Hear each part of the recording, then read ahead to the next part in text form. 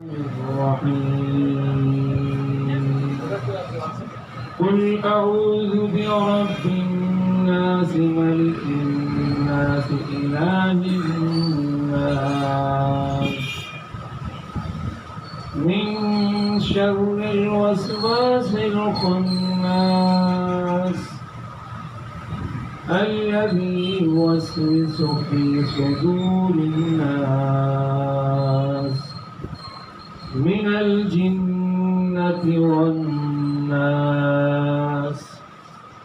صدق اللہ مولانا العظیم۔ اللہ تبارک و تعالیٰ کے کلام پاک سے سورۃ الناس کی تلاوت کی گئی۔ اس کے اندر پیغام کیا ہے اللہ رب العالمین کی طرف سے، کیا حکایتیں ہیں اس سورہ مبارکہ کے اندر، اور ہمارے لیے حکمت کے کیا خزانے ہیں جو رب کائنات نے ہمیں اس سورہ مبارکہ کے ذریعے سے بتائیں، ان کو سمجھنا بہت ضروری ہے۔ اللہ تبارک و تعالیٰ نے فرمایا کہ قل اعوذ برب الناس۔ اس سورہ مبارکہ میں ایک ایسی بات کہی جا رہی ہے، ایک ایسا پیغام دیا جا رہا ہے، ایک ایسے فریب سے اور ایک ایسے دھوکے سے بچنے کی بات کی جا رہی ہے، ایک ایسے وسوسے سے اور خوفناک خطرناک دشمن سے بچنے کی بات کی جا رہی ہے کہ اگر اللہ رب العالمین کی پناہ حاصل نہ ہو تو انسان اللہ رب العالمین کی پناہ کے بغیر اس دھوکے سے اور فریب سے اپنے آپ کو بچا نہیں سکتا۔ اس لیے اللہ رب العالمین نے فرمایا کہ قل اعوذ برب الناس، کہہ دیجئے کہ انسانوں کے رب کی پناہ چاہتا ہے۔ اب انسان کیوں اللہ کی پناہ میں آ رہا ہے؟ ایسی کیا چیز ہے کہ جس سے رب کائنات کی پناہ میں انسان کو آنا ہے؟ عمومی حالات میں تو انسان کو ہر ایک چیز کے حوالے سے، ہر ایک خطرے کے حوالے سے اور ہر ایک خوف کے حوالے سے رب کائنات کی پناہ میں آنا چاہیے، لیکن اس سورہ مبارکہ کے آغاز میں یہ جو رب کائنات نے قل اعوذ برب الناس کہا، پھر مزید وضاحت کے لیے اور پھر مزید زور دینے کے لیے کہا کہ ملک الناس، جو انسانوں کا مالک، اللہ رب العالمین مالک ہے۔ تو مالک جانتا ہے کہ اس بندے کی فطرت کیا ہے، اس کی کمزوریاں کیا ہیں اور اس کی خوبیاں کیا ہیں، وہ مالک ہی جان سکتا ہے جس نے اس کو بنایا ہے۔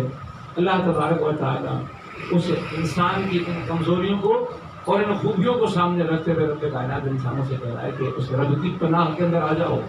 اس رب کی پناہ کے اندر نہیں آئے تو ہو سکتا ہے کہ تم اس دنیا کے اندر وہ جو مقصد تمہیں دیا گیا ہے، رب کی رضا کا مقصد، یہ دنیا ایسے کاموں کے اندر گزارنا کہ اس کے انجام کے اندر اللہ رب العالمین کی رضا اور اس کی جنتیں تمہیں حاصل ہو جائیں، ان جنتوں سے تم محروم رہ سکتے ہو۔ الہ الناس، جو الہ ہے، یہ 3 مرتبہ رب کائنات نے باتوں کو کہا۔ قل اعوذ برب الناس، وہ رب ہے انسانوں کا، مالک ہے انسانوں کا، پھر کہا کہ الہ ہے انسانوں کا۔ پھر رب کائنات فرمایا کہ وہ جو پناہ مانگی جا رہی ہے، وہ پناہ مانگی جا رہی ہے من شر الوسواس الخناس، وہ جو شر ہے وسواس کی صورت میں، خناس کی صورت کے اندر، وہ جو انسانوں کے برباد کرنے کے لیے، تباہ کرنے کے لیے اور لوگوں کے دل کے اندر یوسوس فی صدور الناس، وسواس انسان کے دلوں میں پیدا کر کے انسان کو تباہ کیا جا رہا ہے، یا تباہی کا سامان لیے ہوئے دشمن آپ کے ساتھ موجود ہے، اس سے پناہ رب کائنات کی مانگ ہے۔ پھر رب کائنات میں کہ من الجنۃ والناس، وہ جو دشمن ہے انسانوں کا، وہ جنوں کی صورت کے اندر بھی ہو سکتا ہے اور وہ انسانوں کی صورت اختیار کر کے انسانوں کی راہ ان سے گمگشتہ کرنے کے لیے انسانوں کا دشمن بن کر انسان کے سامنے آ سکتا ہے۔ تو معلوم ہوا کہ یہ سورہ مبارکہ بڑی اہم ہے ہمارے لیے، اس لیے کہ اللہ تبارک و تعالیٰ اپنی پناہ میں اپنے بندے کو لینے کی تب بات کرتا ہے کہ جب بندہ اپنے آپ کو کسی بڑے خطرے کے سامنے پہ یار و مددگار محسوس کرتا ہے۔ عام طور پہ ہم دیکھتے ہیں کہ مرغی اپنے بچوں کو لے کے چیزوں کے لے کے چلتی رہتی ہے، لیکن جب کوئی خطرہ آتا ہے تو اپنے پر پھیلا دیتی ہے اور پر پھیلا کر پھر ان بچوں کو اپنی طرف بلاتی ہے کہ میرے پروں کی چھاؤں میں آ جاؤ، کہیں ایسا نہ ہو کہ دشمن کے شر کا شکار ہو جائے۔ تو معلوم یہ ہوا کہ یہاں جس خطرے کی بات کی جا رہی ہے وہ بہت بڑا خطرہ ہے، اور اتنا بڑا خطرہ ہے کہ اس خطرے سے اگر اللہ کی پناہ کے اندر انسان نہ آیا تو اس خطرے کا شکار ہو سکتا ہے۔ اور پھر یہ بات ہمیں تب سمجھ میں آتی ہے کہ جب رب کائنات سے قرآن پاک کی وہ آیتیں ہم اپنے سامنے لے کر آتے ہیں کہ جب رب کائنات نے فرشتوں کے سامنے کہا کہ میں نے اپنے طرف سے ایک ارادہ کر لیا ہے کہ میں نے زمین پر اپنا خلیفہ بنا کر بھیجنے کا ارادہ کر لیا ہے، انی جاعل فی الارض خلیفہ، میں زمین پر اپنا خلیفہ بنا کر بھیجنے والا ہوں۔ جب رب کائنات کی طرف سے یہ خلیفہ بنا کر بھیجنے کا اعلان ہوا تو رب کائنات نے پھر فرشتوں کے سامنے اعلان کیا، تو فرشتوں نے کہا یا رب ذوالجلال اگر تو کسی کو خلیفہ بنائے گا تو خلیفے کو مرضی بھی دی جائے گی، خلیفے کو اختیار بھی دیا جائے گا، اور جب خلیفے کو یہ مرضی اور اختیار دے دیا جائے گا تو خلیفہ اس مرضی کو اور اختیار کو اختیار کرتے ہوئے اس دنیا کے اندر بڑا خطرناک کام کرے گا۔ قالوا اتجعل فیہا من یفسد فیہا ویسفک الدماء ویسفک الدماء، اگر تو ایسا کرے گا تو یہ جو جس کو تو خلیفہ بنا کر بھیجا ہے وہ فساد پیدا کر دے گا زمین کے اوپر، اور وہ خون بہائے گا زمین کے اوپر، جھگڑا کرے گا، فساد کرے گا۔ تو رب کائنات سے کہنے لگے وَنَحْنُ نُسَبِّحُ بِحَمْدِكَ، تصبیح تیری کرنے کے لیے، حمد تیری کرنے کے لیے تو ہم لوگ کافی ہیں، لیکن رب کائنات نے فرمایا قالوا اعلم ما لا تعلمون، یہ بات میں جانتا ہوں وہ بات تم نہیں جانتے، کہ انسان وہ میرے لیے کیا کر سکتا ہے کہ جو تم نہیں کر سکتے۔ تم تو ایک ایسی مخلوق ہو کہ جو ایک لگے بندھے نظام کے تحت اطاعت کے پر مجبور ہے، لیکن کوئی ایسی مخلوق بھی کہ جو مجبور نہ ہو، آزاد ہو، با اختیار ہو، دنیا کے اندر چھوڑ دیا جائے اس کو کہ تم جو چاہو کھاؤ پیو اور کھا پی سکتے ہو، لیکن یہ کھاؤ گے تو اجر ملے گا اور یہ کھاؤ گے تو رب کائنات کا قہر اور عذاب تمہارے پر نازل ہوگا۔ جب تمیز اور فرق کا معاملہ چھوڑ کر انسان کے اوپر، اجر اور ثواب کی بات چھوڑ کر انسان کے سامنے جب انسان کو آزمایا جائے گا اور اس کی ابتلا اور آزمائش کی جائے گی، تب پتہ چلے گا کہ انسان اللہ رب العالمین کی رضا کے راستوں پر چلتا ہے یا شیطان کی اطاعتوں کے راستے پر چلتا ہے۔ اور یہی بات قرآن پاک میں رب کائنات نے سورہ نور کے اندر فرمائی الذی خلق الموت والحیات لیبلوکم ایکم احسن عملا، تاکہ میں آزما سکوں، لیبلوکم ایکم احسن عملا، تم میں سے نیک عمل کون کرتا ہے۔ تو رب کائنات نے ایک آزمائش چھوڑ رکھی۔ اس کے بعد پھر فرشتوں نے جب یہ اعتراض کیا تو رب کائنات نے انسان کی فضیلت فرشتوں پر ثابت کرنے کے لیے رب کائنات فرماتا ہے وَعَلَّمَ آدَمَ الْأَسْمَاءَ كُلَّهَا، اللہ رب العالمین نے آدم علیہ السلام کو کچھ نام سکھائے، ان میں کچھ علم دیا۔ پھر فرشتوں سے پوچھا ان چیزوں کے نام کیا ہے، فرشتے ان چیزوں کے نام نہ بتائے۔ پھر اللہ رب العالمین نے آدم علیہ السلام سے کہا، آدم علیہ السلام نے ان چیزوں کے نام بتائے۔ اس کا مقصد رب کائنات نے وہ جو پہلی وحی اللہ کے نبی صلی اللہ علیہ وسلم پر کی، اقرا پڑھ، یعنی کہ پڑھنا، علم حاصل کرنا، علم اور عقل کی بنیاد پر معاشرے کے اندر زندگی گزارنا، یہ برتری اللہ رب العالمین نے فرشتوں پر انسانوں کو عطا کی۔ انسانوں نے جب یہ قرآن پاک کے حوالے سے جو بات یہاں پر بتائی جا رہی ہے، علم کی بنیاد کے پر اپنی فضیلت کو واضح کر دیا، تو رب کائنات نے پھر انسانوں سے کہا کہ تم جاؤ، تو فرشتوں سے کہا وَإِذْ قُلْنَا لِلْمَلَائِكَةِ اسْجُدُوا، اے ملائکہ تم سجدہ کرو آدم کو، تو فسجدوا، انہوں نے سجدہ کیا، الا ابلیس، ایک ابلیس ایسا تھا کہ جس نے سجدہ نہیں کیا، واستکبر، وہ تکبر کا شکار ہوا۔ اب تکبر کیا تھا؟ میں آگ سے بنا ہوا ہوں، یہ مٹی سے بنا ہوا ہے، مجھ میں شدت ہے، یہ ٹھنڈا ہے، مجھے اٹھان ہے، یہ بڑا ہوا ہے، میں سے اعلیٰ ہوں، میں سے بہتر ہوں، مجھے یہ فضیلت ملنی چاہیے کہ حسد کیا، واستکبر، تکبر کیا اس نے، وکان من الکافرین، جو حسد کرے گا، تکبر کرے گا، وکان من الکافرین، وہ کافرین کے شمار ہوگا۔ وقلنا یا آدم اسکن، اب اللہ رب العالمین نے انسان سے کہا کہ تم سکینت اختیار کرو، تم جا کر رہو، انت وزوجک الجنہ، جا کے جنت کے اندر تم بھی رہو اور تمہاری زوجہ بھی رہے، تم دونوں جا کے جنت کے اندر رہو۔ فَكُلَا مِنْهَا رَغَدًا حَيْثُ شِئْتُمْ، اور کھاؤ اور پیو جو کچھ جنت کے اندر، ساری جنت تمہارے لیے، جاؤ جنت میں جو کچھ کھاؤ اور پیو، ساری جنت تمہارے لیے، جاؤ جہاں سے چاہے رہو بسو، جنت سے تمہیں منع نہیں کیا گیا۔ لیکن ایک بات ہے وَلَا تَقْرَبْ هَٰذِهِ الشَّجَرَةَ، صرف ایک درخت ہے اس پوری جنت میں، اتنی بڑی جنت کے اندر، آدم علیہ السلام سے لے کر قیامت تک ساری مخلوق جو پیدا ہوں گے، سارے انسان جو پیدا ہوں گے، وہ سب کے سب اس جنت میں سما سکتے ہیں۔ اتنی بڑی جنت اللہ رب العالمین نے حوالے کر دی دو افراد کے، آدم علیہ السلام اور بی بی حوا کے حوالے کر دی، ساتھ میں وہ ابلیس کے جس نے سجدہ نہیں کیا، اس سے پہلے وہ بڑا عبادت گزار تھا، اپنی ان سابقہ عبادات کو بنیاد بنا کر اللہ کی بارگاہ میں عرض کیا کہ چونکہ اس نے مجھ سے میرا مقام اور منزل اور رتبہ چھینا ہے تو مجھے آزاد چھوڑ دے، قیامت تک مجھے آزاد چھوڑ دیتا کہ میں اس سے اس کا مقام چھیننا کرتا ہوں، جو رتبہ اس کو تو نے دیا وہ رتبہ اس کا چھیننا کرتا ہوں۔ تو رب کائنات نے منع کیا، رب کائنات نے فرمایا کہ فتکون من الظالمین، اس درخت کے قریب تم گئے تمہارا شمار ظالموں میں ہو جائے گا۔ پھر رب کائنات کہتا ہے کہ فأضلہما الشیطان، ازل سے شیطان تمہارا بیل بن گیا، دشمن بن گیا۔ کیا کیا اس نے؟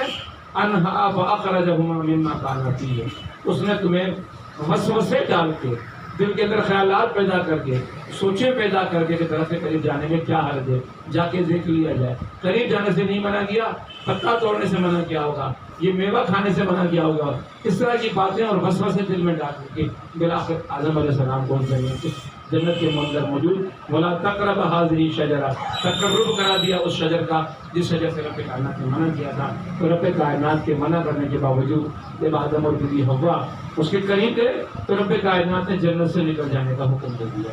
قُلْنَا اهْبِطُوا مِنْهَا جَمِيعًا، سارے کے سارے نیچے اتر جاؤ، شیطان بھی نیچے، آدم علیہ السلام بھی نیچے، اور اب میدان کارزال بن گیا، اب جنگ کا میدان بن گیا، اب کشمکش کا میدان بن گئی ہے زمین، یہاں ایک کشمکش برپا ہو گئی آدم علیہ السلام بیوی ہوا، یعنی کہ آدمی انسان اور شیطان کے درمیان ایک بڑی کشمکش کا آغاز ہو گیا۔ تو رب کائنات وَقُلْنَا اهْبِطُوا بَعْضُكُمْ لِبَعْضٍ عَدُوٌّ، تم میں سے بعض کے عدو ہیں، دشمن ہیں، انسان اور شیطان ایک دوسرے کے عدو ہیں اور دشمن ہیں۔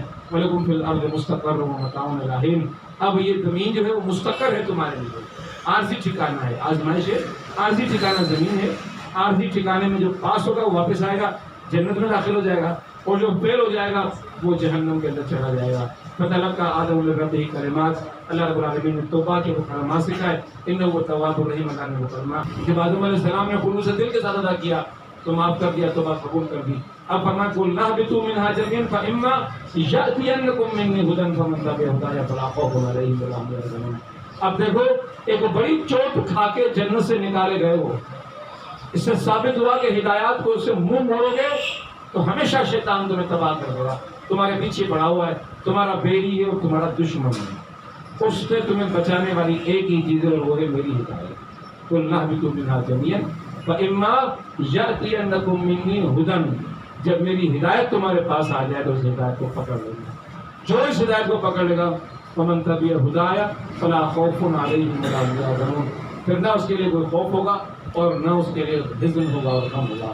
لیکن معاملہ میرے دوستوں اور بھائیوں اتنی واضح بات قرآن پاک کہہ رہا ہے، میں نے پوری کی پوری آیات اس لیے پڑھ کے سنائی کہ قرآن سے میں پوری بات آپ کے سامنے کروں، آپ کے سامنے بات واضح آ جائے، خدا کتنا واضح بین ٹوک الفاظ میں کہہ رہا ہے۔ فَأَزَلَّهُمُ الشَّيْطَانُ، پھر کہہ رہا ہے کہ وَعَدُوٌّ، اور پھر واضح بات بتا رہا ہے کہ جنت میں سے تمہیں نکالنے والا یہ ہے، پھر یہ کہہ رہا ہے کہ اگر میری ہدایت کو نہیں پکڑو گے، میرے رسول کی تعلیمات کو نہیں پکڑو گے، میرے قرآن کو نہیں پکڑو گے تو یہ عدو، یہ اضلهم الشیطان، یہ تمہیں برباد کر دے گا، تمہیں تباہ کر دے گا، تمہیں پھر دوبارہ ذلیل اور رسوا اور خوار کر دے گا۔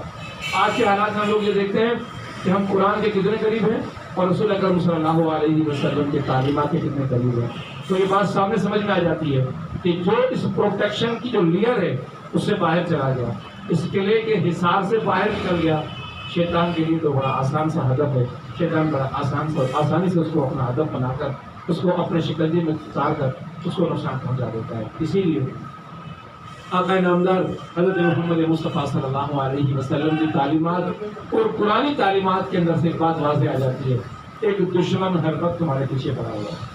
تعلیمات میں یہاں تک آتا ہے کہ جو دشمن ہے اس کو خدا نے ایسی صلاحیت دی ہوئی ہے کہ یہ سامنے مجسم بن کر آ کر حملہ کرے، تم پہچان سکو، تم دیکھ سکو وہ وار کر رہا، تم وار کو روک سکو، ایسا نہیں ہے۔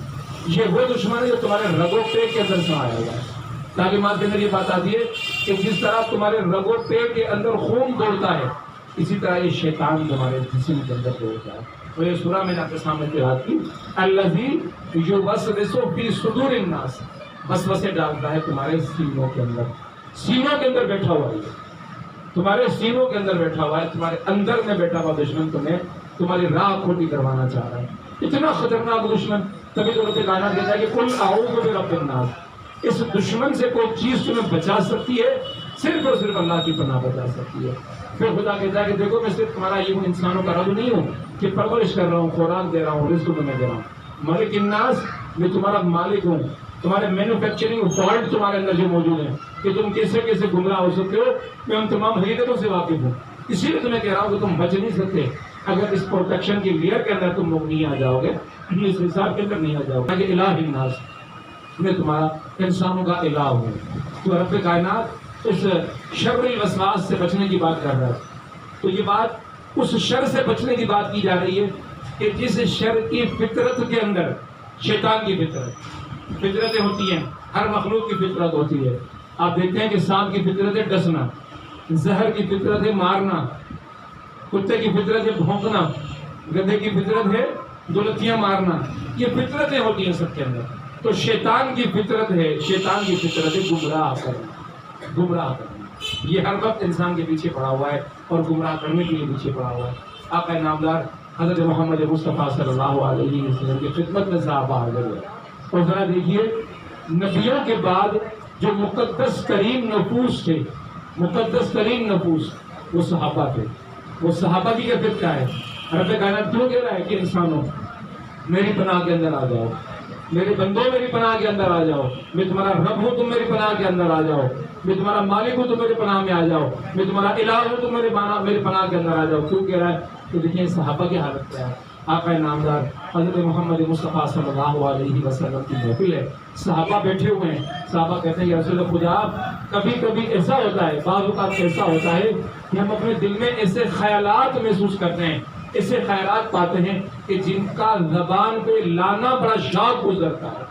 ایسے خیالات ہمیں آتے ہیں کہ زبان پہ لانا بڑا شوق گزرتا ہے کہ کیسے یہ بات کہتے ہیں. یعنی خود اندر سے ایک احساس میں یہ بتا رہا ہوتا ہے کہ یہ بات بڑی خطرناک بات ہے اور بڑی بری بات ہے، بڑی مایوب بات ہے. تو ایسی مایوب باتیں سینے میں کیسے آ رہی ہیں؟ ایسی مایوب باتیں ذہن میں کیسے آ رہی ہیں؟ ایسی مایوب باتیں سوچوں میں کیسے آ رہی ہیں؟ اگر یہ آ رہی ہیں لیکن اس کے پیچھے شیطان موجود ہے، شیطان کا شر موجود ہے. آپ صلی اللہ علیہ وسلم نے فرمایا کہ تم کہا کرو الحمدللہ الذی رد امرہ الی الوسوسہ. اللہ سے دعا مانگا کرو، اس کی تعریف کر کے اسے دعا مانگا کرو کہ رد کر دے، کاٹ کے رکھ دے اس امر کو، اس اثر کو کہ جو ان وسوسوں کے ذریعے سے ہم پر پیدا ہوا اور ہمارے دل میں ایسی باتیں پیدا ہوئی. یعنی کہ دل کی یہ باتیں دماغ کی باتیں بن سکتی ہیں، سوچوں کی باتیں بن سکتی ہیں، نظریوں کی باتیں بن سکتی ہیں، عقیدوں کی باتیں بن سکتی ہیں. اور ان نظریوں اور عقیدوں کے نتیجے کے اندر انسان کافر ہو سکتا ہے، انسان دائرہ اسلام سے خارج ہو سکتا ہے. تو شیطان یہ وسواس ذہن کے اندر پیدا کرتا ہے. ایک اور بار آقا نامدار حضرت محمد مصطفیٰ صلی اللہ علیہ وسلم کی خدمت میں صحابہ حاضر ہوئے اور عرض کرنے لگے یا رسول خدا ہمارا حال تو یہ ہے کہ کبھی کبھی ایسا محسوس ہوتا ہے کہ ہمارے دلوں میں ایسے خیالات گزرتے ہیں کہ ہم زبان پر لانا ان کو بہت بری بات محسوس کرتے ہیں، بہت بری بات محسوس کرتے ہیں. ایسی بات ہم کیسے کہیں؟ آقا نامدار نے فرمایا کہ کیا تم واقعی ایسا محسوس کرتے ہو کہ یہ بات بری ہے؟ کیونکہ ایسا بھی دنیا کے اندر ہوتا ہے کہ لوگوں کو بری بات بری محسوس ہونا ختم ہو جاتی ہے. مثال کے طور پہ اللہ کے نبی صلی اللہ علیہ وسلم اور قرآن کی بات ایک بالکل واضح بات ہے کہ پرستش، پوجا اور عبادت صرف اللہ رب العالمین کی کرنی ہے. اب بتائیں کہ قوم پرستی کیا ہے؟ قوم کی پرستش سے نکلا ہے. ہم اللہ کی پرستش چھوڑ کے قوم کی پرستش میں پڑ جاتے ہیں. یہ پرستش پیدا کرانے والا کون ہے؟ یہ شیطان ہے. دیکھو فلاں تمہارے ساتھ ظلم کر رہا ہے، فلاں نے تمہارا حق مار دیا، فلاں نے تمہاری غیرت کو للکار دیا، فلاں نے تمہاری عزت کے اندر ہاتھ ڈال دیا. ایسے جذبات سینے میں ابھار کے ایک ایسی پرستش کا جذبہ اور بت تمہارے سینوں میں پیدا کر دیتا ہے یہ شیطان کہ تم اللہ کے پرستش کرنے والے اچھے خاصے بندے اللہ کی پرستش کو چھوڑ کے تم شیطان کی پرستش کے اندر لگ جاتے ہو. یاد رکھیے گا بعض اوقات ایسا ہوتا ہے کہ یہ پرستش ہمیں حق معلوم ہونا شروع ہو جاتی ہے اور ہم سمجھتے ہیں کہ ہم حق پر ہیں اور ہم یہ بھی کہنا شروع کر دیتے ہیں کہ ہم حق پرست ہیں. حالانکہ یہ حق نہیں ہوتا. قوم کی پرستش کرنا، زبان کی پرستش کرنا، نسل کی پرستش کرنا، مسلک کی پرستش کرنا، رنگت کی پرستش کرنا، یہ سارے کے سارے پرستش کے جو انداز ہیں یہ بت ہیں. اور ان بتوں کی تقدیس اگر دلوں میں پیدا کرنے میں شیطان کامیاب ہو گیا تو شیطان اصل بات سے کامیاب ہو گیا. تو اللہ کے نبی نے فرمایا کہ ہاں اگر تمہیں یہ محسوس ہو رہا ہے کہ یہ بری بات ہے، یہ پرستش بری بات ہے، یہ قوم پرستی بری بات ہے، تو سمجھ لو کہ تمہارے اندر خالص ایمان موجود ہے. جب تک تمہارے اندر یہ احساس موجود ہوگا کہ تم قوم پرستی کو پرستی سمجھ کر اس سے دور ہٹو گے، اس کا مقصد یہ کہ تمہارے اندر ابھی ایمان خالص موجود ہے. لیکن جب تم اس قوم پرستش کے گرداب میں، گند میں تم ڈوب گئے، سمجھ لو کہ تمہارے اندر سے وہ جو ایمان کا حصار تھا، وہ جو ایمان کا احساس تھا، وہ جو خالص ایمان تھا، وہ تمہارے اندر سے ختم ہو چکا ہے.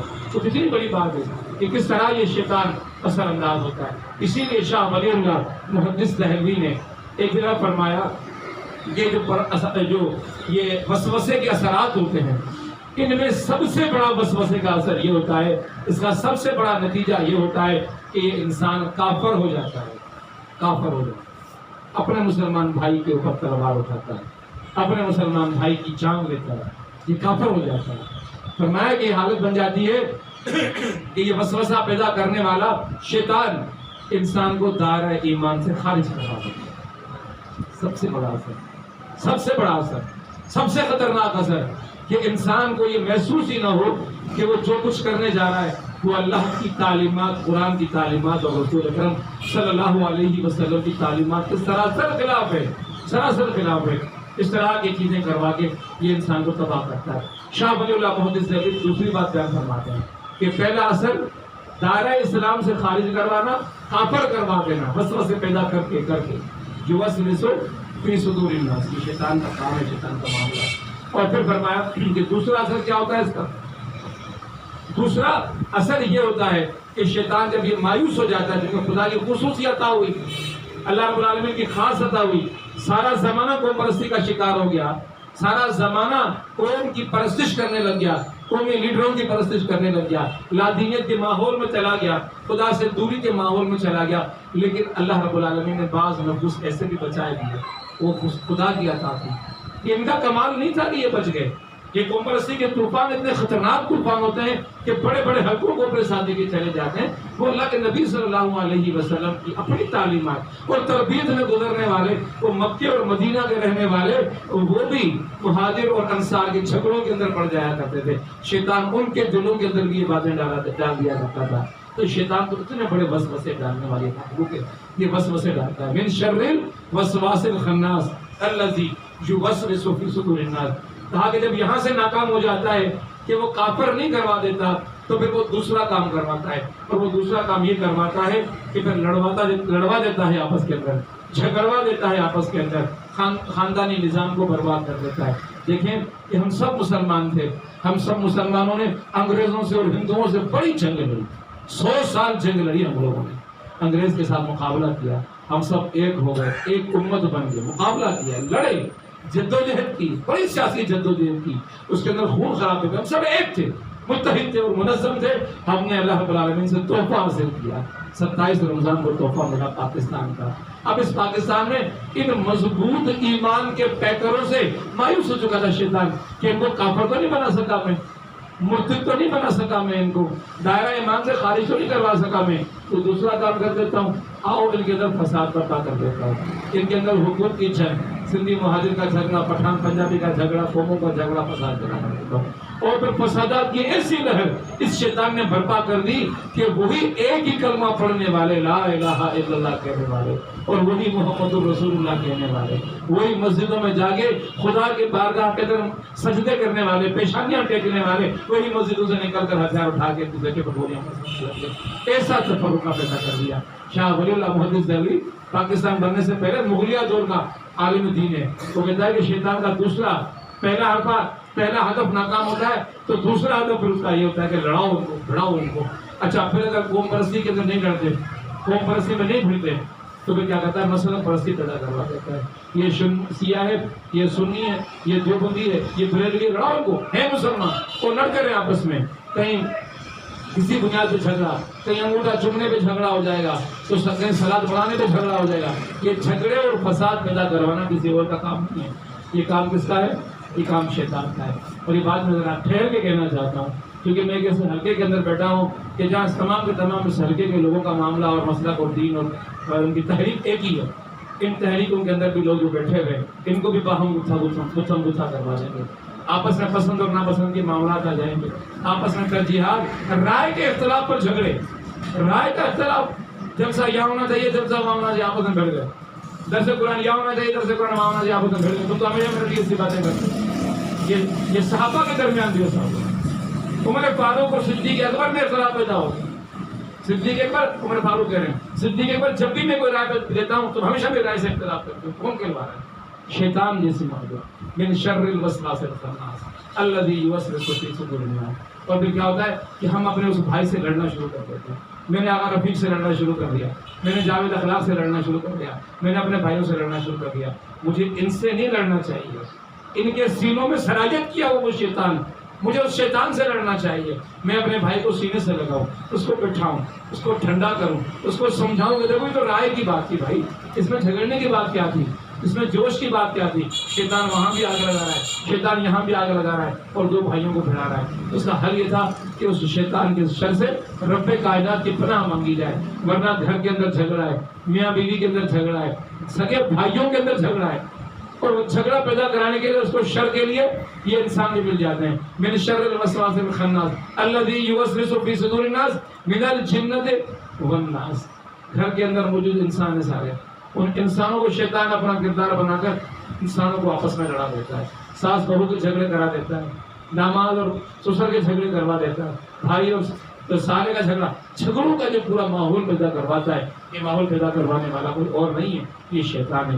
اسی لیے آقا نامدار حضرت محمد مصطفیٰ صلی اللہ علیہ وسلم کی حدیث ذرا غور سے سنیے گا. آپ صلی اللہ علیہ وسلم فرماتے ہیں کہ ہر ایک کے ساتھ شیطان لگا ہوا ہے, ہم میں سے کوئی مستثنا نہیں ہے.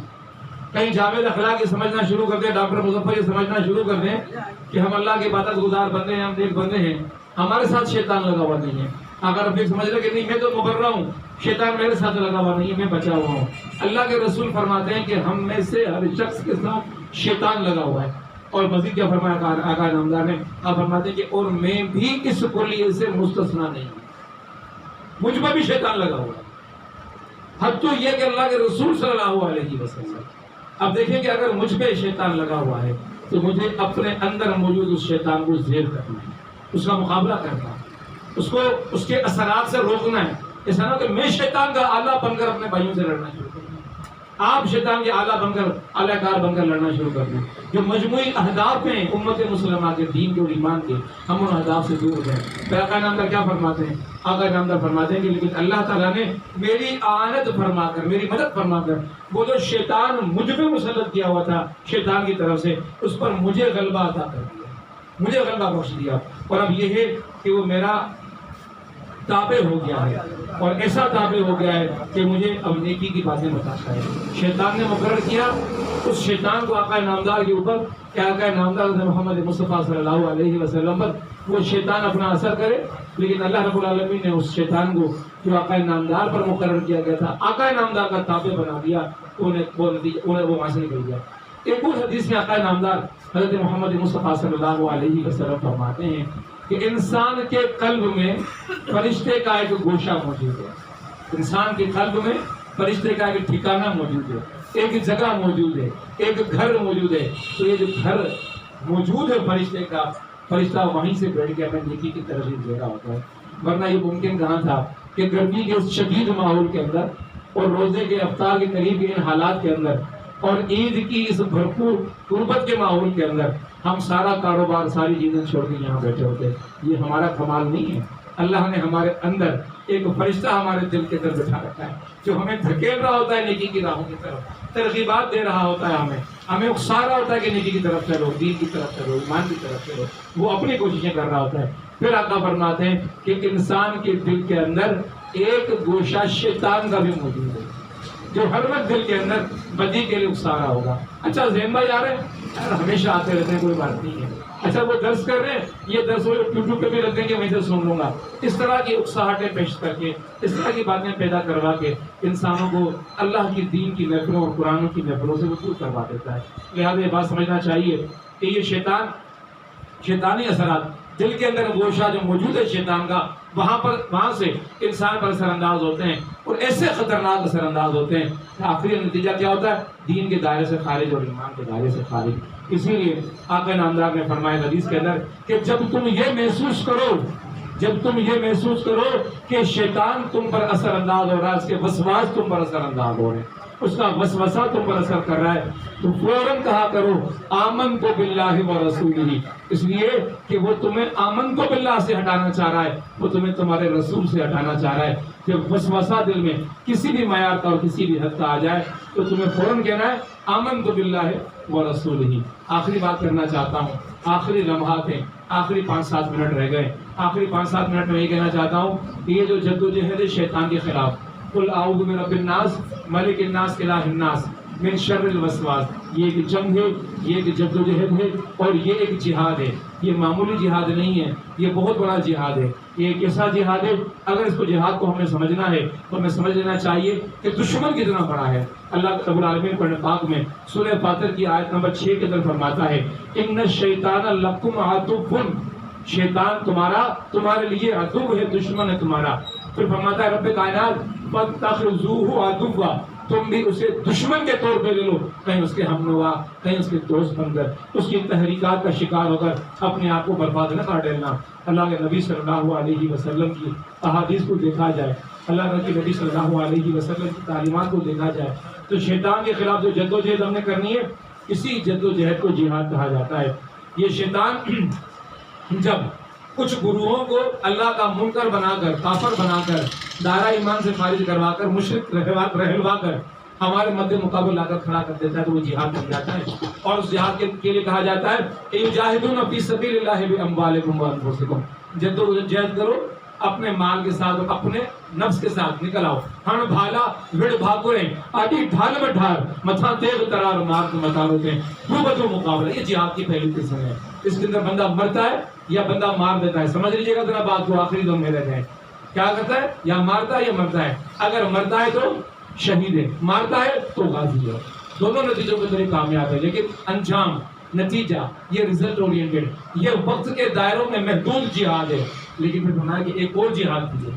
اس کے لیے فرمایا کہ وجادلہم باللتی ہی احسن، ایسے طریقے سے جہاد کرو کہ جو احسن ہو.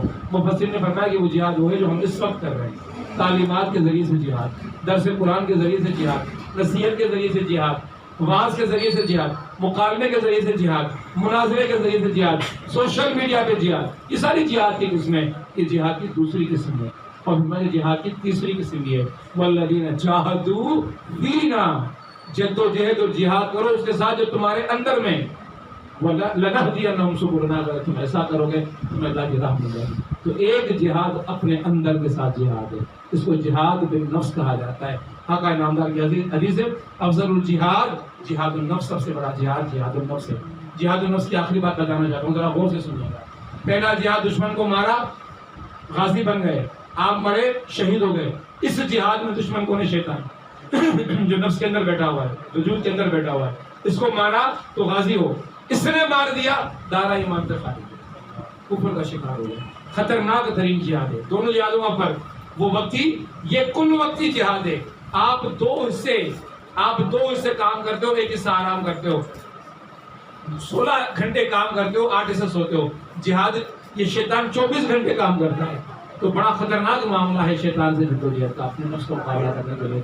اللہ رب العالمین سے دعا کرتے ہیں کہ رب العالمین ہمیں یہ جو جہاد بالنفس ہے، من شر الوسواس الخناس، یہ وسوسوں والا جو جہاد ہے، اس وسوسوں والے جہاد میں ہمیں اللہ رب العالمین کامیابی عطا فرمائے. اس کی 10 دروازے ہیں وسواس کے، 10 دروازے. یہ میں نے بقیہ جگہوں پر جو درس دیا ہے یوٹیوب پہ میں اپلوڈ کر لوں گا، یہ مکمل درس آپ لوگ وہاں سن لیجیے گا. 10 دروازے ہیں شیطان کے وسواس پیدا کرنے کے. ان دروازوں کو بند کرنے کی کوشش کرنی ہے، تبھی ہم کامیاب ہو سکتے ہیں. اقول قولی ھذا استغفر اللہ لی ولکم ولسائر المسلمین فاستغفروہ انہ هو الغفور الرحیم. سبحان اللہ والحمد للہ ولا الہ الا اللہ واللہ اکبر ولا حول ولا قوۃ الا باللہ العلی العظیم. یا رب ذوالجلال ڈاکٹر مظفر صاحب، آغا رفیق صاحب، کرم بھائی اور دیگر بھائیوں نے مل کر یہ جو آج افطار کا یہاں پر اہتمام کیا، یہ سب کا ہدایہ کے طور پر باتوں میں قبول فرما. آج جو درس دیا گیا ہے یہاں پر، اس درس کے اثرات ہم سب پر مرتب فرما. ہم سب کو شیطان کے شر سے بچا. انہوں نے جو انفاق کیا ہے، تیری راہ میں خرچ کیا ہے، اس انفاق کو، اس تیری راہ میں خرچ کرنے کو اپنی بارگاہ کے اندر صدقے کے طور پہ قبول فرما. اپنی بارگاہ میں صدقے کے طور پہ قبول فرما. یا رب ذوالجلال اس اجر سے، اس نیکی سے ان کے اوپر آنے والی مستقبل کی مصیبتوں کو دور فرما دے. یا رب ذوالجلال اس گھر پہ اپنے خصوصی رحمتوں کا سایہ برسا دے. یا رب ذوالجلال کہ جتنے تیرے بندے اپنے ہاتھ پھیلائے میری بارگاہ کے اندر بیٹھے ہوئے ہیں، ان کے ہاتھوں کو خالی نہ لوٹا. یا رب ذوالجلال ان سب کو شیطان کے شر سے بچا.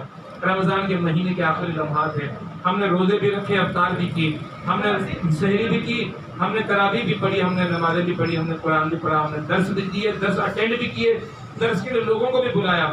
یا رب ذوالجلال رمضان کی نیکیوں کو زبردست طریقے سے بڑھا کر، پہاڑوں کی صورت میں بڑھا کر اپنی بارگاہ میں اجر عظیم عطا فرما.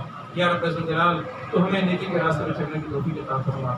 یا رب ذوالجلال ہم سب کی تکلیف موجود فرما. جن جن دوستوں نے دعاؤں کے لیے کہا، یا ہمارے دلوں میں، ہم سب کے دلوں میں جو دعائیں موجود ہیں، یا رب ذوالجلال ہم سب کی دعائیں اپنی بارگاہ میں قبول فرما۔ صلی اللہ تعالیٰ علیہ محمد و آلہ وصحبہ اجمعین، آمین یا رب العالمین۔